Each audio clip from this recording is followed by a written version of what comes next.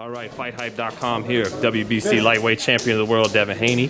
Devin got Gervonta Davis, maybe the biggest fight announced with Leo Santa Cruz, but it seems like you still want that fight. How do we get to Devin versus Tank at some point? I mean, I feel like that's the biggest fight to be made. You know, not only just in boxing, but I feel like the streets want to see the fight, the boxing fans want to see the fight.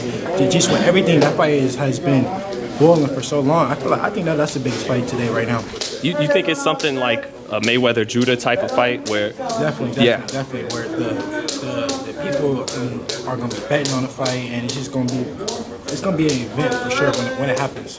Yeah, because that fight was like, Floyd may have had bigger fights than that, but there were more celebrities, and that fight just had the street. Everybody wanted that, you know. Yeah.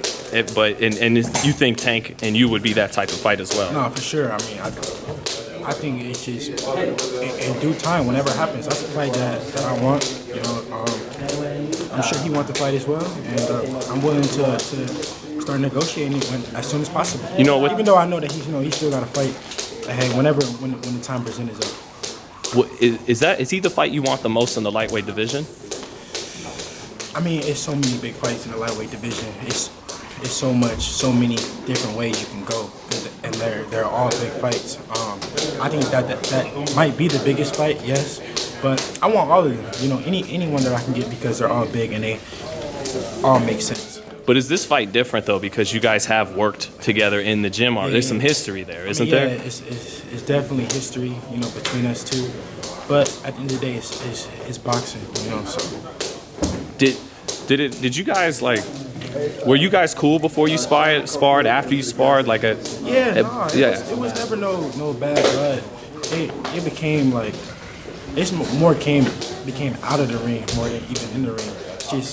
It's so much history that most people would never understand, and it's not for them to understand. Mm-hmm. Well, how many years was that now when you guys worked? 4 years ago, or? The first time? Mm-hmm. Longer than that. Well, how many times you guys worked? We worked twice. Okay. I went to Baltimore one time, and we worked at Mayweather-Judah. I think the famous one is the Mayweather gym, right? You know why? Why? Why? No, it was good work, and it just was a lot. It was a lot of people there. It was like a fight. It was like a fucking event, you know. And people who was there can tell you about it. Well, Badu Jack was there, and I actually ran into him today. He brought it up. What did he say? It was weird. Like, I didn't even bring it up, and he just said.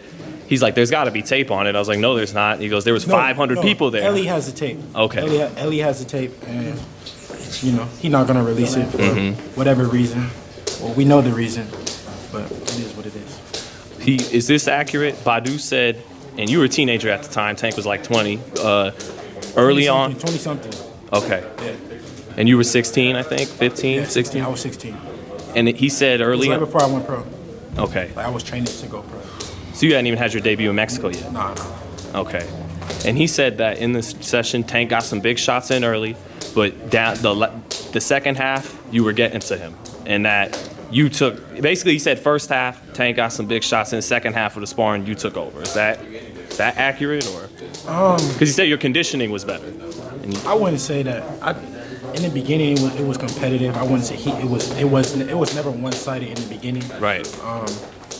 Towards the end, yeah, I started to take over and I started to dominate, and it was doghouse work, and it was, you know, fight to whoever quit, and I didn't quit. So. Right, because that is the doghouse rules, right? Did he say that? No. You know, they tend to forget some of the key points. Well, Tank is his stablemate, you know, it's not surprising that he would take some. But how did that even go down? Like, were you in the gym, say, Floyd, I want work, call him, or what? No, I was with Floyd one day, and it was right before the Adrian Broner versus Sean Porter fight, and right. I guess AB was telling Floyd about Tank or whatever, and I happened to be with Floyd, so then he was like, Floyd called him and was like, I got my guy, you got your guy? And AB was like, I got my guy. So he was like, let's spar. Let's set up some sparring. Well, whatever time they set up the sparring, it was like, all right, be at the gym at this time. And I literally went from there. I had my regular clothes on, and I went to the gym from there. And then like my dad had to go run to the house and get me clothes and shit, get my gear, and we went from there. So you were actually Floyd's guy. Yeah. Yeah. And I remember after that sparring session, Floyd Sr., who Hope is doing well. He struggles with his health sometimes these days. But I remember that's when he just was like, he came into a media room after that, into the MGM Grand. He just told all of us, Devin Haney over Tank. We would bring up Tank and he's shake his head, Devin Haney. Yeah.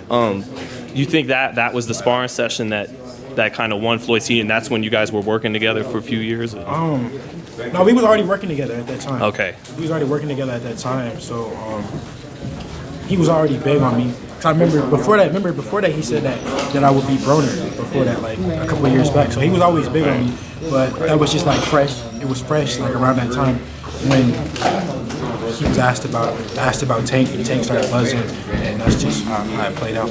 How would we get to a Tank fight with all the reality of politics in boxing? You're DAZN, he's fighting on Showtime, pay-per-view.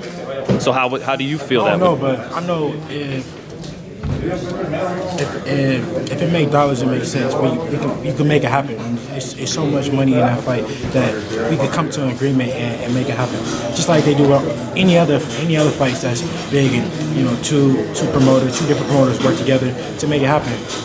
Would it probably take the fighters, you going to Eddie, him going to Al and PBC and saying, forget your plans, we got to make this fight. I want this fight. We got to see.